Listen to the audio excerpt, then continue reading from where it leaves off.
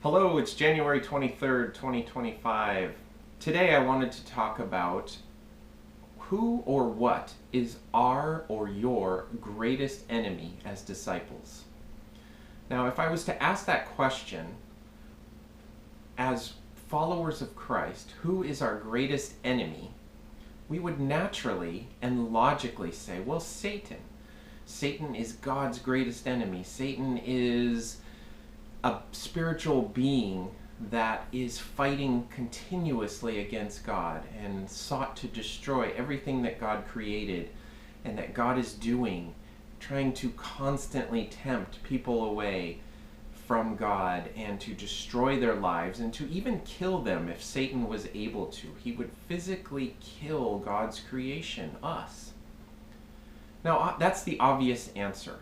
And Satan obviously and assuredly is working against us as followers of Christ. And he's always trying to tempt us and get us off track and to get us to behave poorly and to fall into sin and to fall to the wages of sin would be our spiritual death or the destruction of God's work in us, or all sorts of things, all kind of havoc and destruction that Satan wants to create in our lives.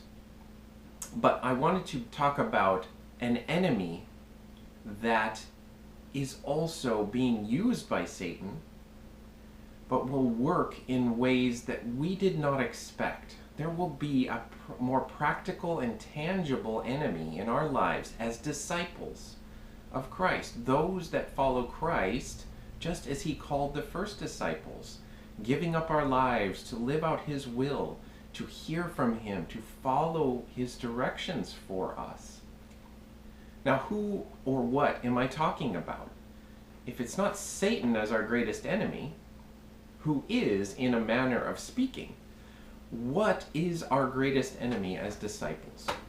Well, let's look at whose enemy was Jesus's. Jesus had, though, people around him working against him. Now, was it the world? Was it the unbelieving nations and the cultures that were not following God, did not believe in God, believed in other gods, and had other religious practices? Was it those people who was Jesus's most tangible, direct enemy in this world and in his ministry as he walked this earth? Was it those people? Was it the world? Not necessarily. Who was Jesus' greatest enemy? Well, it was his own people, you can say.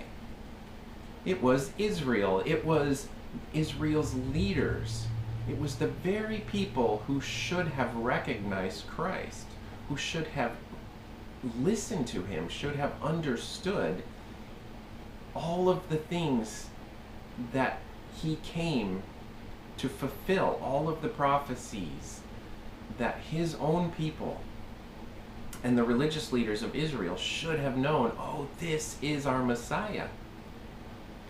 But as Jesus spoke, as he spoke perfect truth and perfect application and perfect wisdom and perfect love, and he displayed it and lived it out, his greatest enemy became his own people, those who spoke his Father's name, those who came from the lineage of what he and his father had started in Israel.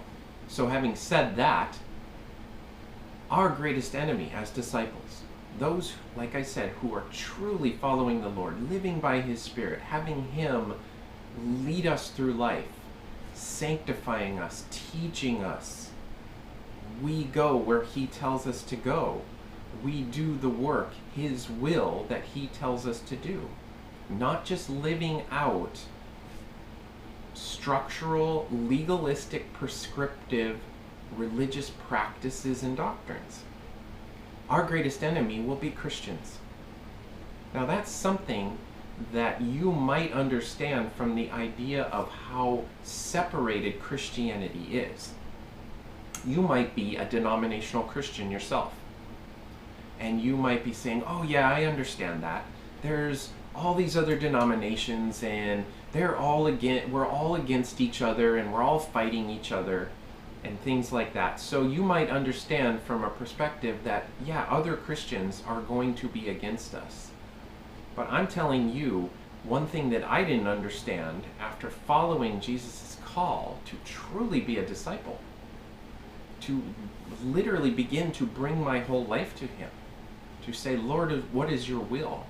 I had no clue that the Christians around me, that I had fellowshipped with, that I had grown up with, that I had worked with in ministry, church ministry work, that I had gone to all the Sunday church services with friends and family. I had no clue at that time that they would become my enemies.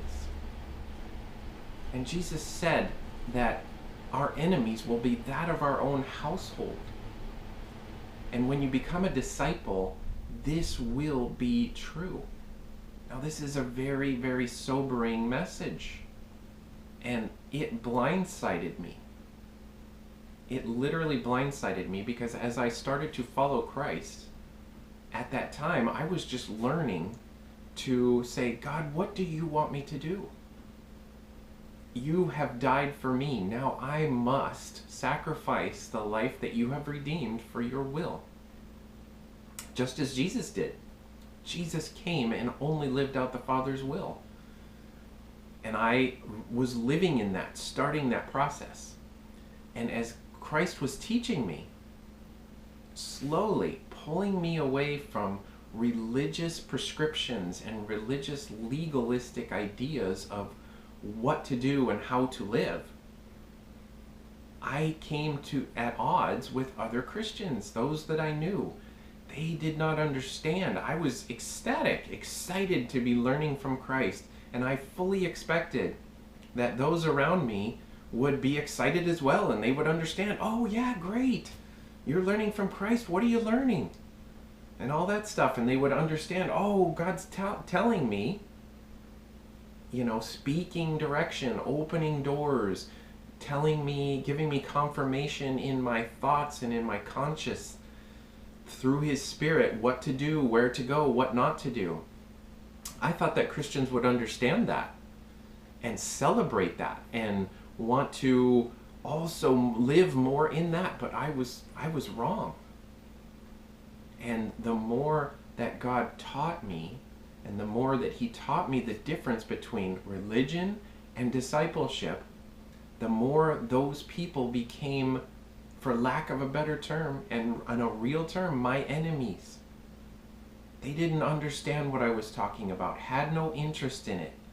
I began to have less and less fellowship with them as God taught me, don't just live out religion. Come away from that.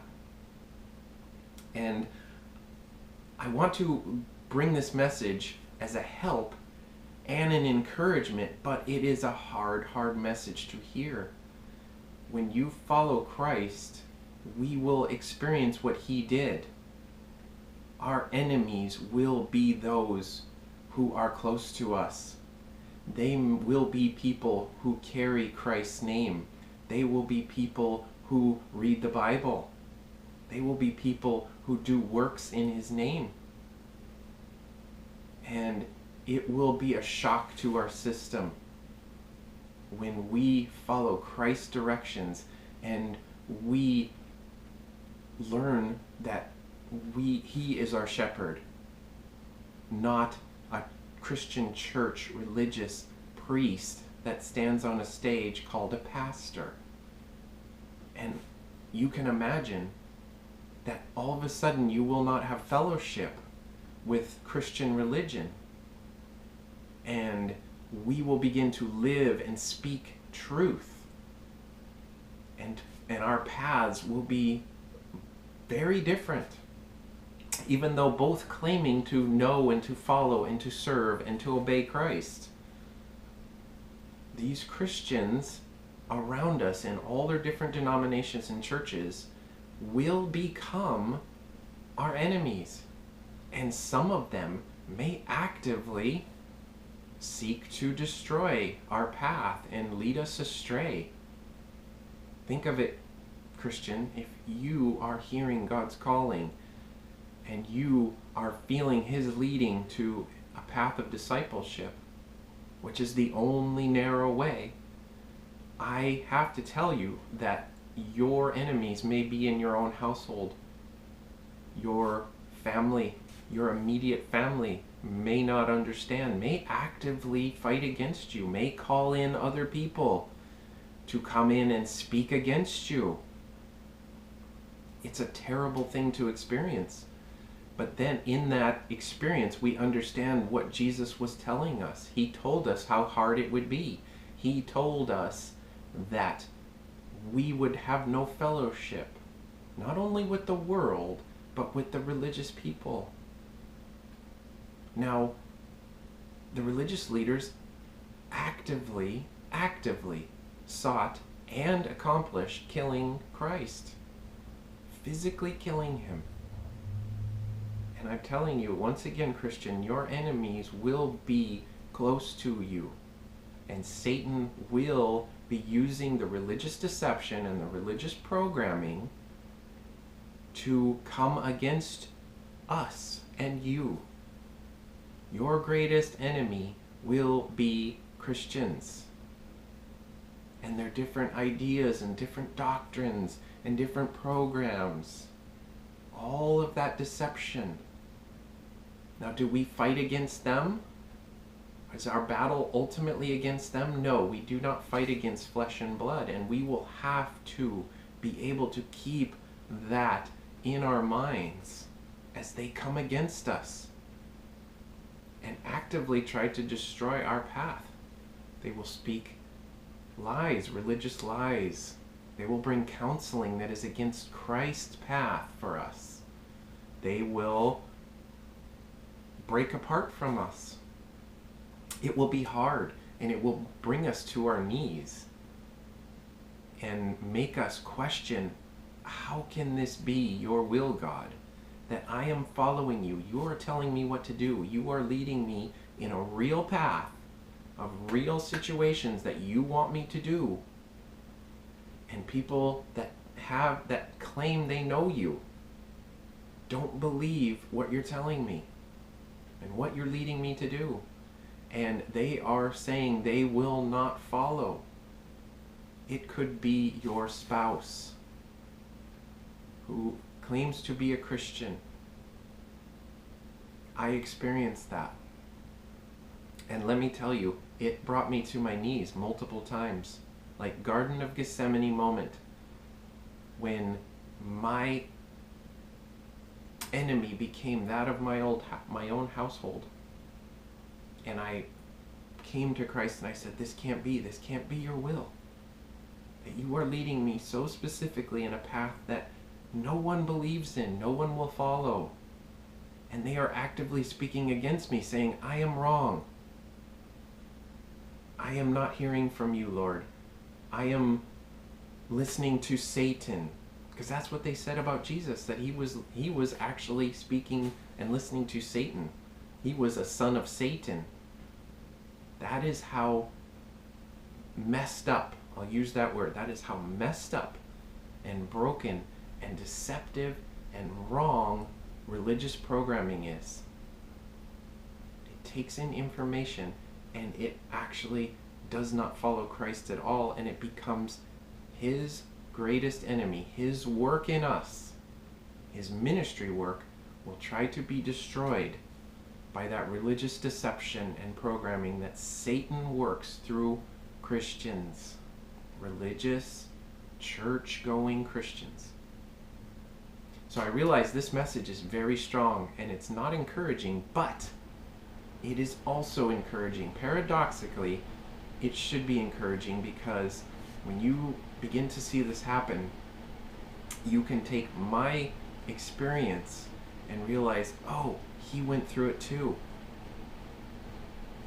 And Shannon has too.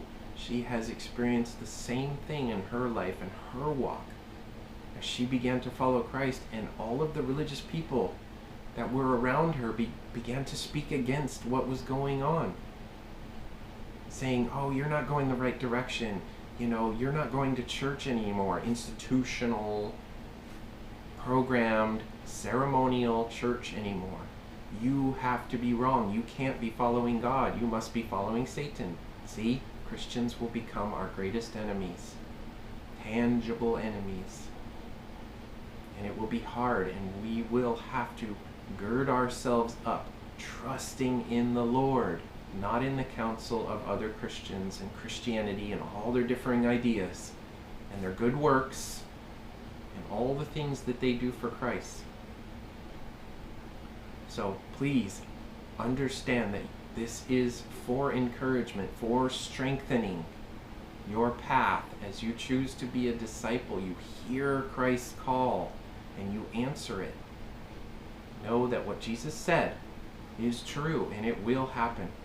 And God will use that. He will strengthen us. He will build our faith through that.